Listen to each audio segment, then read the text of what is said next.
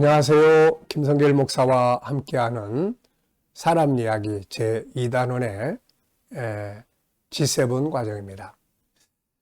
지금 우리가 부록을 다루고 있습니다. 심리치유의 일반 사회에서 우리가 공부하고 배우는 일반 사회심리학의 역사, 그리고 또 이제 많은 치료 방법들 중에서 대표적 치료를 가르쳤던 이제 심리학자들과 그들의 치유 방법에 대해서 우리가 살펴보고 있습니다. 먼저 우리가 정신분석 치료로 프로이드를 소개했고요. 그 다음에 분석적 심리치료로 칼 융을 소개를 했습니다. 자, 이 시간에 이제 9페이지인데요. 아둘러의 심리치료, 알프레드 아둘러의 심리치료. 이분도 유태인이고 1870년에서 1937년. 자, 읽어보겠습니다. 그의 어린 시절은 여러 형제 자매 속에서 병약함과 열등감을 극복하려는 투쟁이었습니다. 아둘러 심리치료는 알프레드 아둘러가 제창한 개인 심리학에 근거한 심리치료를 의미합니다.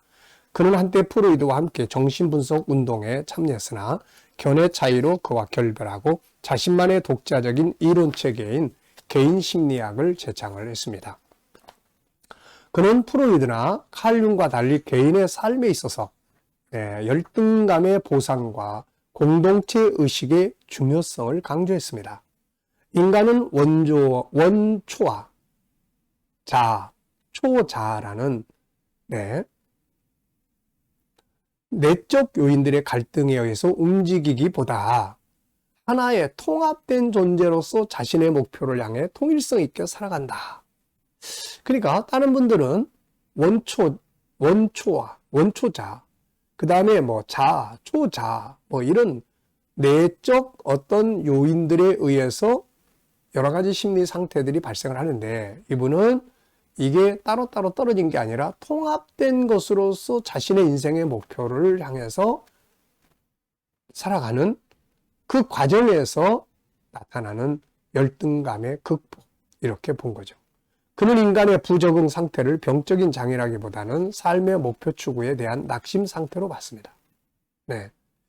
개인 심리치료에서 치료자는 내담자가 추구하는 목표와 생활 양식을 탐색하며 자기인식을 증가시키고 열등감과 실망감을 극복하도록 도우며 내담자의 목표나 생활 방식을 건강하도록 변화시키죠. 개인 치료는 단기간에 시행되며 정보 제공, 교육, 지도, 격려 같은 요소가 많은 치료법이에요. 아동지도, 청소년 교육, 자녀 양육, 부모 교육, 부부치료, 가족치료, 교정, 재활, 지역사회, 정신건강 같은 다양한 영역에서 사용되고 있고, 인지치료, 현실치료, 가족치료와 같은 여러 심리치료의 발달에 깊은 영향을 미쳤습니다. 대부분의 부적응적인 증상은 자기 이해 부족으로 보았고, 부적응 문제를 병리적인 것으로 여기지 않고 치료돼야 하는 대상으로 보기보다는 교육을 통해서 바로 잡아가야 될 과제로 본 거죠.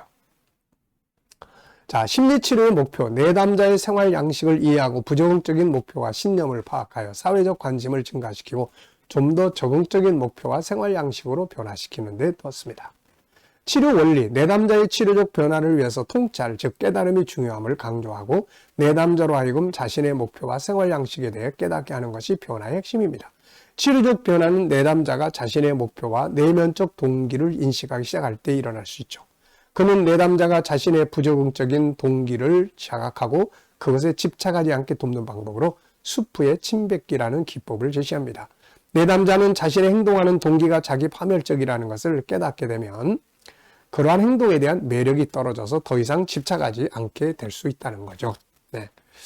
자, 치료기법, 내담자의 생활 양식 이해, 이걸 위해서 질문, 가족 구도, 가족 분위기, 가족 가치성, 역할 지침, 가족 역할, 초기 발달의 경험들의 정보를 수집을 하고요. 격려, 나는 있는 그대로의 너를 좋아해. 가장 근본적인 격려는 단지 당신의 존재 자체에 만족한다는 것, 격려하는 일의 절반은 낙담하게 만드는 일을 피하는 것, 비판, 처벌, 비교, 비관적 해석, 과도한 책임을 지니고 통계적인 행동하기, 실수에 초점 맞추기, 높은 기대나 비현실 기준 설정하기, 이런 것들을 이제 피하는 거예요. 마치 뭐뭐인 것처럼 행동하기, 이것은 내담자가 스스로 할 수 없다고 생각하는 것을 실제로 성취할 수 있는 것처럼 행동하도록 권장하는 개입 방법입니다. 수렁 피하기, 사람들이 흔히 빠지는 함정과 난처한 상황을 피하도록 도와주는 거죠.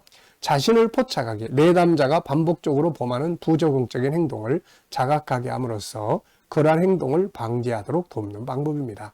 단추 누르기, 내담자에게 자신이 감정을 통제할 수 있음을 인식하도록 하는 방법이에요. 감정에 대한 선택, 단추 누르기. 수프에 침 뱉기, 내담자가 반복적으로 나타내는 자기 파멸적 행동의 동기를 확인하고 그것을 매력적이지 못한 것으로 만들므로써 내담자가 상상한 이익을 제거하는 거죠. 정이 떨어지게 만드는 거죠. 즉시성, 내담자로 하여금 현재 이 순간에 무엇이 일어나고 있는지를 자각하도록 하는 기법. 직면, 내담자로 하여금 자신의 잘못된 목표와 신념을 회피하지 않고 정면으로 자각하도록 하는 겁니다.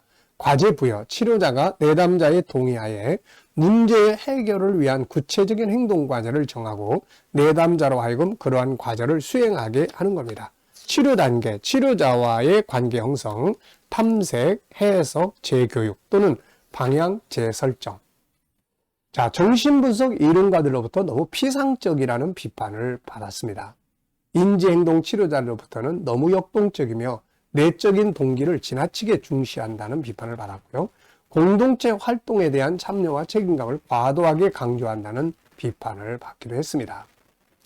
자, 대부분 인간 이해의 부족에서 나온다. 인간 상호 간의 이해하는 공동체 생활의 기본 조건이죠. 서로에 대한 이해가 깊어질수록 공동체 생활을 저해하는 요소들은 사라지고 좀 더 나은 삶을 영위할 수 있다고 합니다.